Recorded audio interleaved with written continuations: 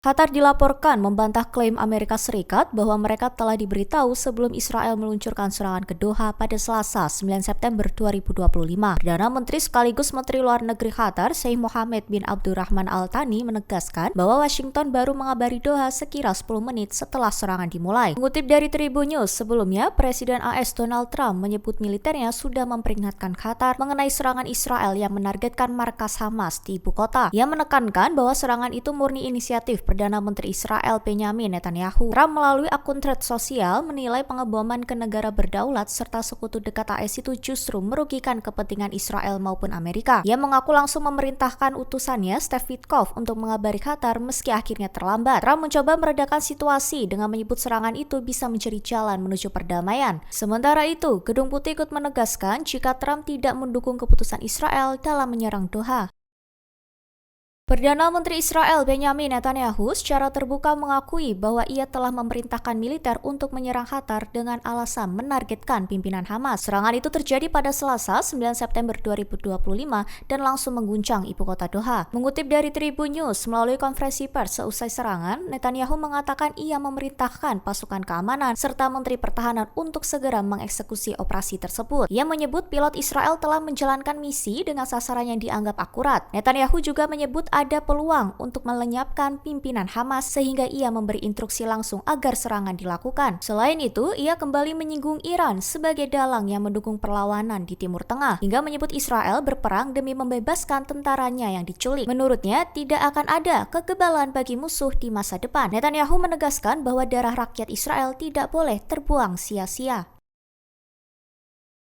Presiden Amerika Serikat Donald Trump dikabarkan marah besar setelah Israel melancarkan serangan udara ke ibu kota Qatar, Doha, pada Selasa 9 September 2025. Mengutip dari Tribun News, serangan tersebut dilakukan dengan dalih menargetkan pimpinan politik Hamas yang sedang melakukan pertemuan di Doha. Militer AS disebut sempat melihat jet tempur Israel bergerak menuju Teluk, namun tidak mendapat jawaban ketika meminta klarifikasi. Baru setelah rudal diluncurkan, Israel memberikan penjelasan resmi. Hal itu membuat Trump kesal dan menyebut dirinya tidak senang dengan semua aspek agresi yang dilakukan Zionis tersebut. Ia menilai tujuan menyerang Hamas memang penting, tetapi tidak sepantasnya dilakukan di wilayah negara Teluk. Qatar bereaksi keras dengan menuding Israel terlibat dalam terorisme negara. Bahkan, Perdana Menteri Sheikh Mohammed bin Abdurrahman Al Thani menegaskan serangan itu berpotensi menggagalkan negosiasi damai yang dimediasi Qatar.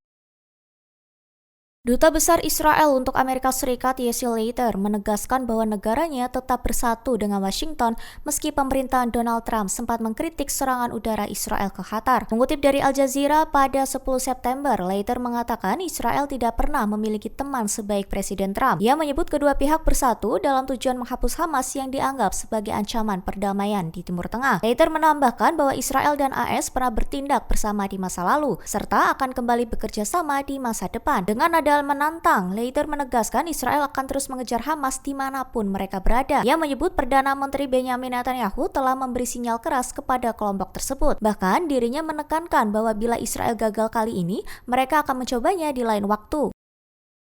Di tengah kehancuran Gaza, kru tank milik divisi lapis baja 401 Israel tetap melaju menembus puing-puing bangunannya rata dengan tanah. Tank itu dikemudikan oleh 4 prajurit dengan latar belakang berbeda mulai dari sekuler, Druze hingga Zionis religius. Meski memiliki ideologi dan tradisi yang tidak sama, mereka dipaksa menyatu demi menjalankan misi. Mengutip dari Ynet News pada 9 September, bahwa Komandan Tank Letnan Maor yang masih berusia 21 tahun memimpin operasi dengan serius di bawah terik panas dan tekanan pertempuran. Di sisi lain ada Omri, seorang penembak berdarah Druze yang dikenal ceria. Ia duduk di stasiun tembak dan siap mengeksekusi perintah kapan saja. Loader tank diisi Sersan Yehonatan, pemuda berusia 22 tahun dari keluarga religius tradisional. Sementara posisi pengemudi ditempati Sersan Binaya, seorang Zionis religius yang berasal dari Kibbutz Somria. Keempatnya menggambarkan mosaik masyarakat Israel yang beragam. Namun di dalam tank yang panas dan penuh ancaman, mereka harus menyingkirkan perbedaan demi bertahan hidup dan melawan Hamas. Kisah kru tank ini memunculkan ironi sebab di luar Israel diguncang perpecahan politik, tetapi di garis depan Gaza para prajurit justru menemukan persatuan lewat perang.